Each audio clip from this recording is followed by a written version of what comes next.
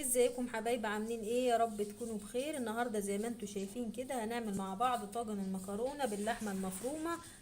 بطريقه سهله جدا وبسيطه، بنشتريه من بره بفلوس كتيره جدا وما بيدينيش نفس الطعم اللي احنا بنعمله في البيت، وحاجه مضمون على ايدينا. يلا بينا مع بعض نشوف الطريقه والمقادير. السلام عليكم ورحمة الله وبركاته. اللهم صل وسلم وبارك على سيدنا محمد وعلى آله وصحبه وسلم. ازيكم حبايبي؟ عاملين ايه؟ يا رب تكونوا بخير. اهلا بكم معانا النهاردة في مطبخ مروة الشربيني، وان شاء الله هنعمل مع بعض النهاردة وصفة سهلة وسريعة. هنعمل مع بعض طاجن المكرونة باللحمة المفرومة زي بتاع المحلات ويمكن احسن. وزي ما اتعودنا بنعمل مع بعض كل حاجة ببساطة وبسهولة. يلا بينا مع بعض نشوف الطريقة والمقادير. معايا هنا يا حبايبي 3 اكياس مكرونه، يعني كيلو مكرونه. الاكياس دي 350 جرام الكيس، فانا جبت 3. ومعايا هنا يا حبايبي التوابل بتاعتي. معايا فلفل اسود وملح، معلقه صغيره فلفل اسود ومعلقه كبيره ملح. ومعايا هنا راس توم فرموها كده. ومعايا هنا التوابل بتاعتنا. معايا معلقه صغيره من البهارات بتاع عصاج اللحمه. ومعايا السبع بهارات ونص معلقه بابريكا ومعلقه كبيره من التوابل بتاعتنا. وهنا برضو نص معلقه سبع بهارات. ومعايا هنا يا حبايبي للعصاج بتاع اللحمه 3 بصلات كبار وسط، يعني فرموهم كده بشرهم بالمبشره، لازم يكون مبشور البصل بتاع الوصفه بتاعتنا. ومعايا هنا بصلتين برضو بشراهم نعمل بيهم الصلصه.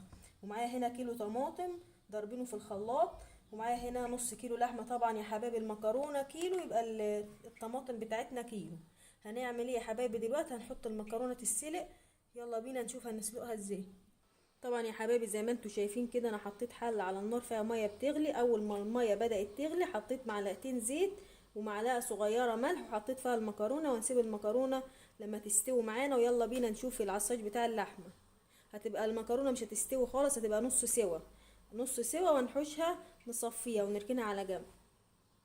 طبعا يا حبايبي انا جبت حله على النار وحطيت فيها معلقتين كبار زيت ومعلقه سمن بلدي، وهنسيحهم ونحط فيهم البصل اللي احنا باشرينه عشان نعصج اللحمه بتاعتنا.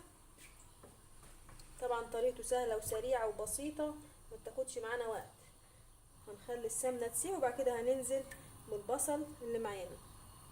طبعا يا حبايبي زي ما انتوا شايفين كده السمن اللي معانا ساح والزيت. هننزل بالبصل اللي احنا باشرينه وهنخليه لحد ما يدبل، وهنحط عليه اللحمه ونقلب فيه كده باستمرار لحد ما يديني اللون الاصفر الذهبي ده. وبعد كده نحط عليه اللحمه اللي معانا. طبعا يا حبايبي زي ما انتوا شايفين كده البصله بدات تدبل معايا. هنحط شويه من السبع بهارات على البصله، بتديها ريحه جميله وتخلي طعم الاكل حلو. والباقي نحطه على اللحمه. ومعايا هنا يا حبايبي قرنين فلفل رومي هنحطهم مع البصله برضه، بتديها طعم جميل. لو انت حابه تحط فلفل حامي براحتك حطي. هنحط الفلفل كده ونقلبه شويه، بعد كده نحط اللحمه. هي لسه البصله ما ادتنيش اللون الاصفر اللي انا عاوزاه، دبلت بس. اول ما تبدا نحط الفلفل وشويه من السبع بهارات ونقلب فيها كده، وبعد كده هنحط عليها اللحمه.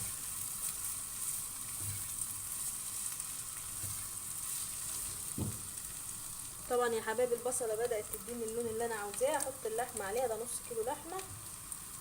لو هتحط مكرونه اقل من كيلو هتقللي كميه اللحمه اللي انت جايباها. وهنفضل نقلب كده لحد ما اللحمه تفك من بعضها مع البصله. الفلفل بيديها طعم جميل. لو انت مش حابه تحط فلفل براحتك، بس هي بتديكي طعم حلو يعني. طبعا يا حبايبي انا فضلت اقلب في اللحمه لحد ما فكت معايا بالشكل اللي انتوا شايفينه ده ولونها بدا يتغير. هنزل عليها بالتوابل اللي معايا هنا يا حبايبي بهارات العصاج بتاع اللحمه. ومعايا السبع بهارات دقيتهم. ومعايا هنا نص معلقه بابريكا. ومعايا هنا التوابل بتاعتي اللي هي الكزبره والكمون والشطه. هننزل بيه. طبعا اللحمه مش هنحطها دلوقتي، هنقلب فيها.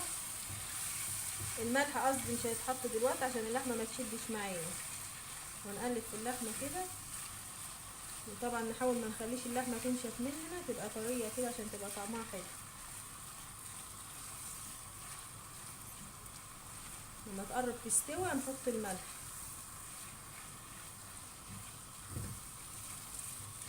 شاء الله هنعمل مع بعض النهارده احلى طاجن احسن من اللي بيتباع بره. طريقه سهله وبسيطه زي ما انتم شايفين كده، احنا بنعمل كل حاجه خطوه بخطوه.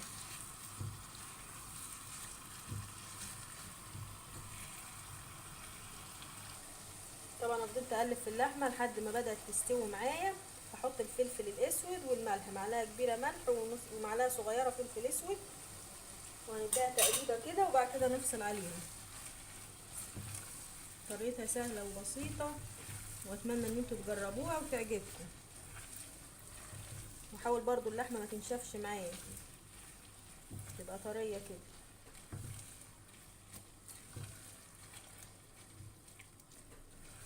نقلب فيها تقليبتين كده وبعد كده نفصل عليها النار.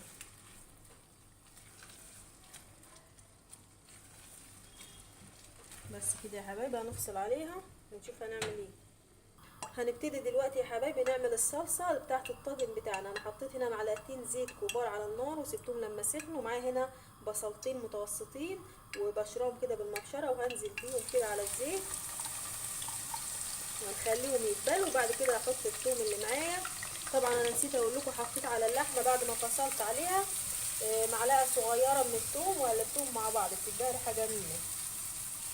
هنفضل نقلب في البصله كده لحد ما تدبل، وبعد كده نحط الثوم ونسيبه لما يديني لون اصفر كده. والبصله هنزل عليه بالطماطم بتاعتنا ونحط التوابل. طريقته سهله وبسيطه ما بتاخدش وقت كتير. ونفضل نقلب فيها لحد ما تديني اللون الاصفر. طبعا البصله بدات تدبل معايا بالشكل اللي انتوا شايفينه ده. هحط عليه الثوم وهقلبه لحد ما الثوم يبدا يديني لون اصفر، واروح حط عليه الطماطم. هحط رشه بسيطه كده من السبع بهارات على الملح والثوم، بتديها ريحه حلوه برضه وطعم جميل.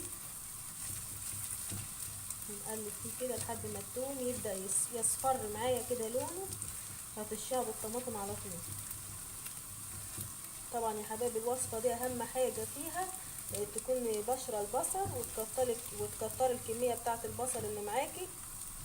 والمكرونه ما تستويش، تبقى نص سوا عشان هتكمل سواها في الفرن. هنحطها في الطاجن، او لو عندك صينيه او اي حاجه هتحط فيها برضو. نفضل نقلب فيها كده لحد ما الثوم يبدا يصفر معايا ونطشها بالطماطم. طبعا زي ما انتوا شايفين كده بدات البصله لونها يصفر معايا هي والثومه. هنزل بالصلصه بتاعتنا. طبعا ده كيلو طماطم على كيلو المكرونه. طبعا الصلصه بتاعت الطاجن دي مش هتتسبك يعني جوي، يعني هنخليها تتسبك كده نص تسبيكه عشان هتستوي، هتخلي المكرونه تستوي في الفرن. هنسيبها كده، هنغطيها ونسيبها لما تتسبك شويه، وبعد كده نحط عليها التوابل. نغطيها بالشكل ده ونسيبها شويه. طبعا زي ما انتوا شايفين كده الصلصه بتاعتنا بدات تغلي او تتسبك. يعني هحط معلقه سكر عشان الحموضه. طبعا معلقه السكر دي مفيده عشان بتعادل الحموضه اللي بتعملها الصلصه والحاجات المسبكه. وهحط يا حبايبي التوابل بتاعتنا والملح والبهارات، وهنسيبها بقى تتسبك. بس هتتسبك بنسبه 80%، مش هتتسبك خالص يعني. هنغطيها ونسيبها لما تتسبك. هنرجع بعد ما تتسبك هتشوف هنحط الطاجن بتاعنا ازاي. طبعا يا حبايبي زي ما انتوا شايفين كده الطماطم اللي معانا اتسبكت. انا عاوزاها بالقوام ده، يعني بنسبه 80% تتسبك، ما تتسبكش بنسبه 100% عشان تحاول تسوي معايا المكرونه في الفرن. هنطفي عليها يا حبايبي دلوقتي، وبعد كده هنشوف. انا طبعا فتحت الفرن دلوقتي عشان يسخن، وهنحط المكرونه بتاعتنا في الطواجن. طبعا يا حبايبي زي ما انتوا شايفين كده انا جبت الصلصه بتاعتي من على النار. هحط كبشه من الصلصه، بس كبشه واحده على اللحمه بتاعتي، بتديها طعم جميل. يعني انا مش هكتر الصلصه على اللحمه، هي كبشه واحده بس. وهنقلبها كده بالشكل اللي انتوا شايفينه، واركنها على جنب. طبعا يا حبايبي دي مش المكرونه كلها، انا قسمت شويه عشان اعرف اتحكم فيها واحط عليها الصلصه. وهنعمل مع بعض طاجن او اتنين، وهكمل انا الباقي عشان ما اطولش عليكم في الفيديو. هنحط كده يا حبايبي الصلصه، وهقلبها كويس في المكرونه بتاعتي بالشكل اللي انتوا شايفينه ده. طبعا المكرونه ما سويتهاش، خليتها استوت نص سوا عشان هي هتكمل سواها في الفرن لما نحطها في الطاجن. تمام كده يا حبايبي، نركز شويه عشان الوصفه تطلع معايا مظبوطه من اول مره. هنقلب الصلصه كده بالشكل اللي انتوا شايفينه ده. نحط شويه تاني عشان الصلصه تبقى كتيره في الطاجن بتاعي، وانت على حسب رغبتك. طبعا يا حبايبي زي ما انتوا شايفين كده انا حطيت الصلصه على المكرونه وقلبتها كويس. معايا الطاجن بتاعي هدهنه زيت، لازم ندهنه زيت من تحت ومن الجناب كده عشان المكرونه بتاعت ما تلزقش. ندهنه بالشكل اللي انتوا شايفينه ده. لو حسيت ان الزيت كتر منك هتفضي شويه كده.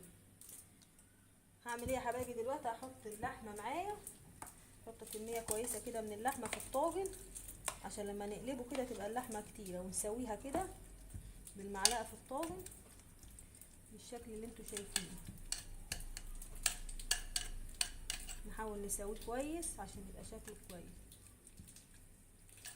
يا رب الصوره تكون واضحه ليكم. اهم حاجه ان احنا نضغط عليه كده ونسويه كويس بالشكل اللي انتوا شايفينه ده. طبعا انا حاطه كميه لحمه حلوه يعني، نكتر في اللحمه عشان يبقى زي بتاع الجاهز ويمكن احسن. هنعمل ايه يا حبايبي دلوقتي؟ هنحط بقى كميه من المكرونه معايا في الطاجن. طبعا انت لو ما عندكيش طواجن هتحط في صينيه عادي او اي حاجه موجوده عندك بس تكون تدخل الفرن يعني. نضغط عليها كده بالشكل ده. عاوزه تضيفي شويه تاني نضيف شويه مكرونه تاني.